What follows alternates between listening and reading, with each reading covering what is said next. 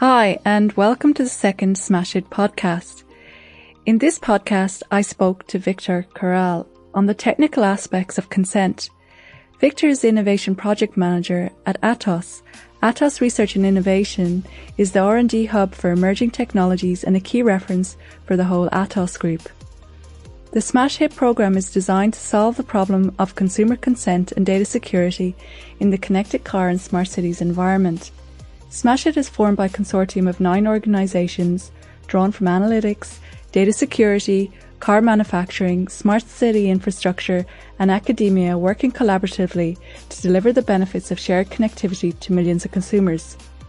The European Union's General Data Protection Regulation, or GDPR, provides unprecedented levels of control to consumers and how they manage their data.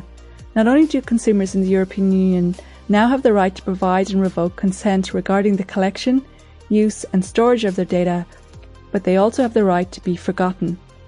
Implied consent is not enough in today's online world.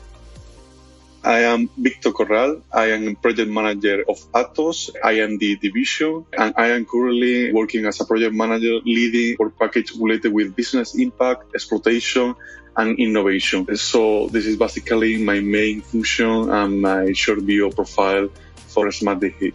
Okay, so the company's been involved with SmashHit.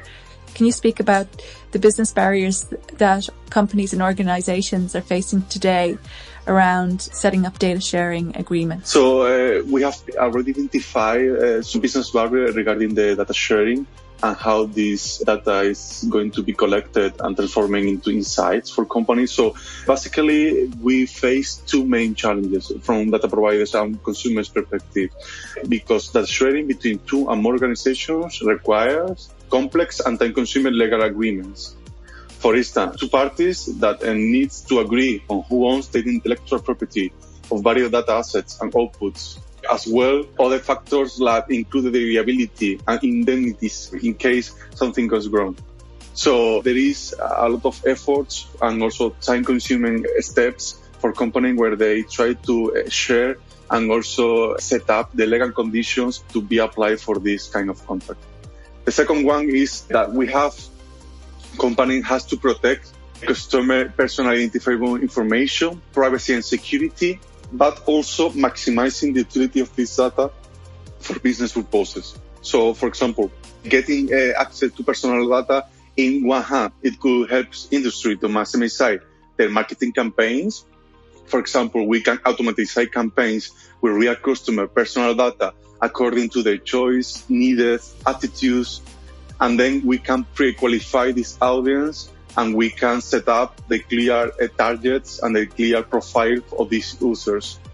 As well, on the other hand, this reduces the wasteful spending and increase revenue because the people you put in your messages in front of them are more likely to take this action or to take this product that you are offering, because it's very targeted and very precise to what this customer is looking forward. Okay, so we will have, for our company, we will have a high return of investment and conversion rates where we're trying to sell it or we try to exchange information and data for our customers. So this is the main 2 business barriers that we have faced. Okay, as well as that, from a societal perspective, can you discuss a little bit around that, Victor, also? Yes, this is a quite important aspect also for SmashHit that we have to take care, because as soon as that owner share this data, they also think that they lose the visibility and the use of this data. Okay.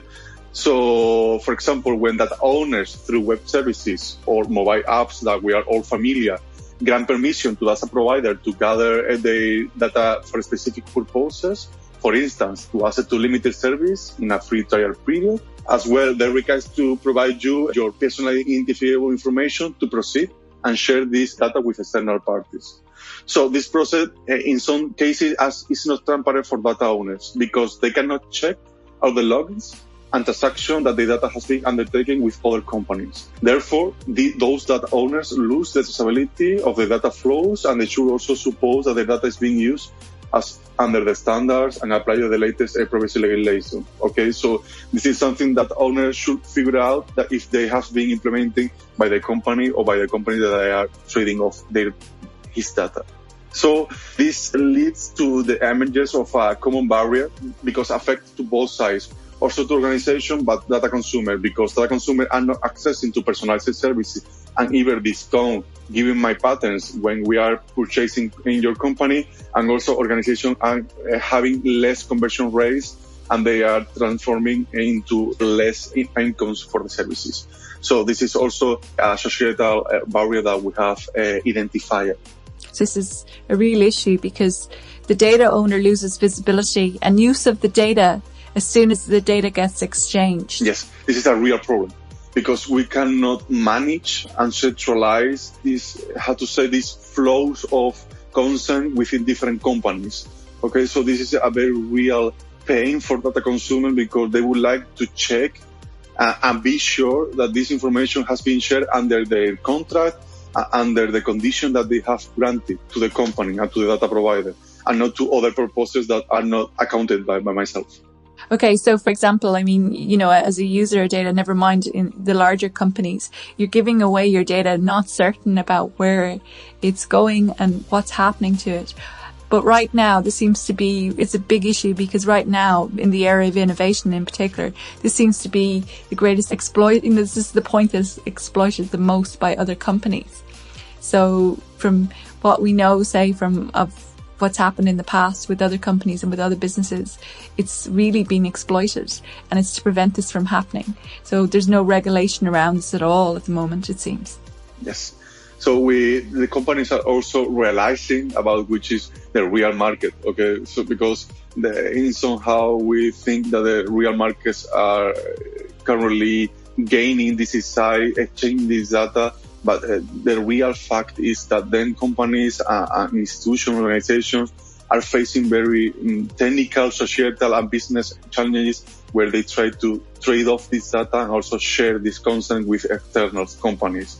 Okay, so the market is already working hard in trying to unlock these opportunities, these data-driven business opportunity. But I guess that companies are still in the exploring phase where they are trying to assess which is the best solution and also the best alternative for the data owners to track, assess, and be sure that this information and data has been shared under their contract that they have been granted. So this is quite important for companies, but also for data owners to trust in these data providers and this data market landscape. Okay, so it's very important. The whole area of consent is really important, isn't it? Yes, consent is one of the highest value now in the data-driven industry because it's declared which are my conditions to share the data. It's like a digital contract with two organizations. We have the similarity when we buy or sell our houses that we create a contract with the new buyer and me as a seller when we try to trade off this property, this building property between two organizations, two persons. So this is really like that. So we have to translate this more legal and paper document into a digital consent contract that is attached to my data sharing agreement. Okay, so this is quite important for companies. But it seems that the terms of agreements are quite long and detailed, and a lot of people don't make the time to read them. Yes, in fact, this is also a problem that we as SmashHit will try to solve this by presenting like a digital consent template where all data providers, data owners, and also data consumers can access to a consent which is more or less standardized, harmonized with different industries so that we try to address the barrier of sharing data and sharing consent within different industries with different formats and with different vision. So we try to harmonize this in a sense that all the information is shared in a common and also in a seamless way, not trying to develop many ad hoc solutions for every consent that we collect from different providers. So this is the fact.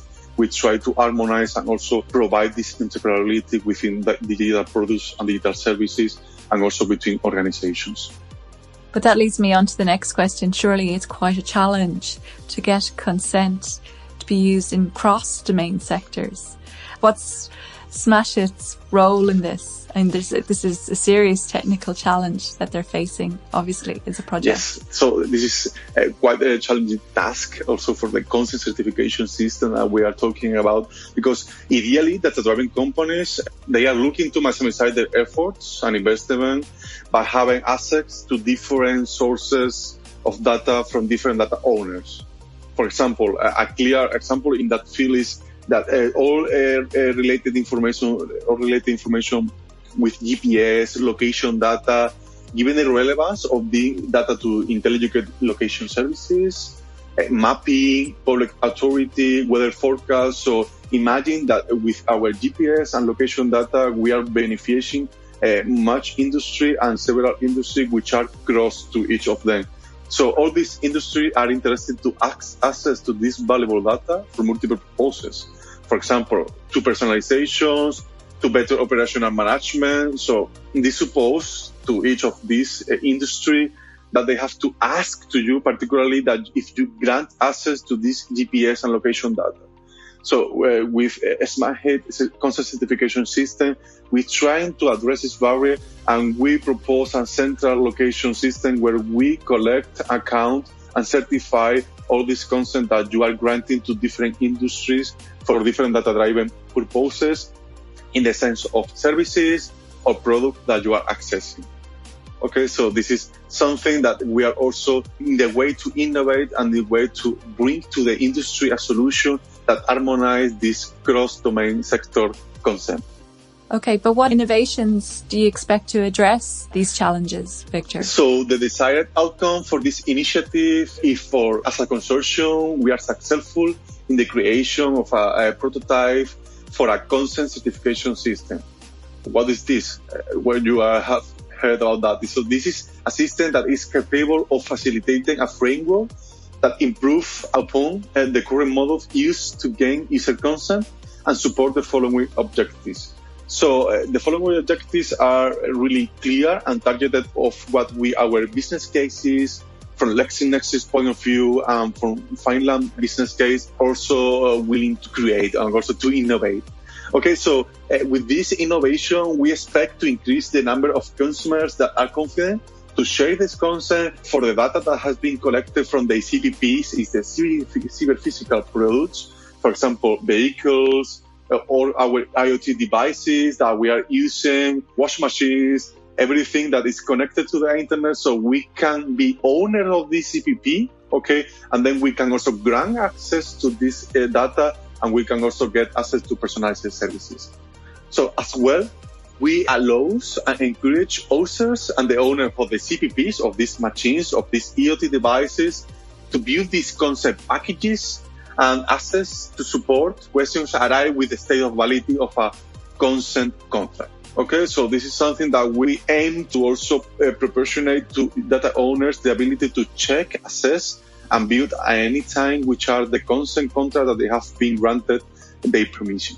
We also would like to create a prototype that is capable of demonstrating that the solution is secure and also can avoid any malicious activities, in the sense that any company can make a data breach or can attack to the consent certification system of a SmashHit, and we can have a data breach. So we have to be secure and also implement privacy secure mechanisms to avoid this kind of effects. Finally, what we would like to also to create is a solution that is going to be widely used in an European way and also in an international way, because we would like to harmonize and also try to make a system that is interoperable for any kind of concept gaining for any kind of cross-sectorial industries. So this is the innovation that we aim to bring to the market and to the industries. Okay, you mentioned also, Victor, a consent certification system. How will the SmashHit consent certification system manage consent for different companies? One of the main features that we expect that a consent certification system is going to deliver are basically and initially three of them. Okay, we have automatic consent checking and contract engine. So we propose a centralized certification service that issues a UED certificates against a verified consent transaction between a data provider and a consumer, as well if there is any third party involved. Okay, so then we have also a second feature which is quite important for us, and we have already talked about this, is an agreed joint policy enforcement language model. So with that, we support the first feature, which is an automatic consent engine, but then also we harmonize, and then we also provide this standardization of the policies, of the different policies from different providers, from different consumers that they are using. So we will provide templates for every kind of policies that our company are using for the data-driven services. So this is a way to try to harmonize and to have a catalog of policies where we can use, mix, or even create new ones with the acceptance of all the users involved in this contract. How will business and revenue models be created and emerge, in your opinion, Victor? There are several opportunities in the business model side because given the appearance of marketplaces, data intermediaries, which are organizations that intermediates within a data provider and data owners.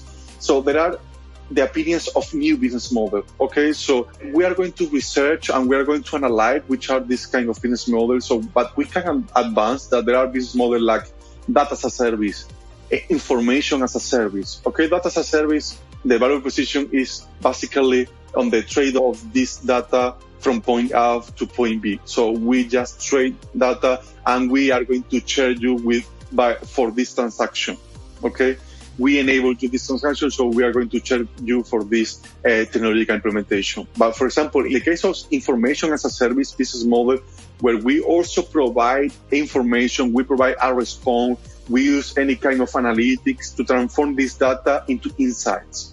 So there are several business models around the topic of data and how industries are monetizing this data. So we are going to review all this literature in the sense of data-driven business model, how can be emerged in a SmashHit consent certification system, and also how this revenue model is going to lead this solution and how we are going to make incomes from the income certification, collection, and assurance. So in our first rough idea, we think that the revenue models that we can apply to this solution are, for example, licensing model, where we put 3 different kinds of packages, for example, gold, silver, and bronze, and we set up different conditions where you can access to different set of services depending on the kind of packages that you are willing to use. Then we have another option, which is pay as you consume or pay as you record in this sense.